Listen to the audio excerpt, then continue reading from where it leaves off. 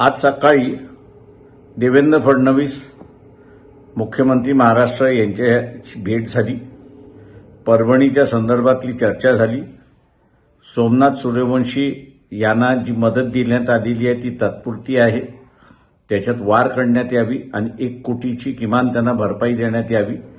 त्यांच्या कुटुंबातल्या एका माणसाला शासनामध्ये नोकरीमध्ये घ्यावं।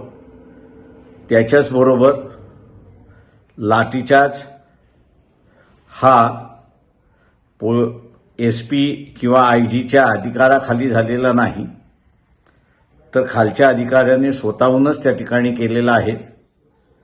त्याची ज्युडिशियल चौकशी झाली पाहिजे आणि त्याच्याचबरोबर ज्या नागरिकांना मारण्यात आलेला आहे, हातपाय तुटलेले आहेत, बेदम मारण्यात आलेला आहे, अशांना पोलिसांच्या विरोधात कारवाई करण्याचा अधिकार असला पाहिजे आणि ते जर एफआयआर नोंदवत असतील तर ती एफआयआर नोंदवली गेली पाहिजे, ही मागणी सुद्धा मान्य करण्यात आली।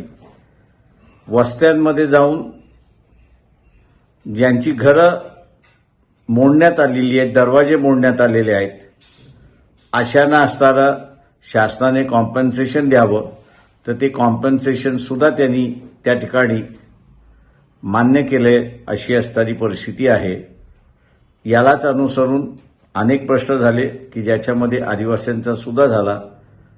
डायरेक्ट पेमेंट जे होतंय त्या संदर्भातली सुद्धा चर्चा झाली आणि या चर्चेच्या माध्यमातून रिटायर्ड डिस्ट्रिक्ट जज किंवा रिटायर्ड हायकोर्ट जज याची नेमणूक करून ती चौकशी करण्यात यावी, ही सुद्धा मागणी त्या ठिकाणी मान्य करण्यात आली।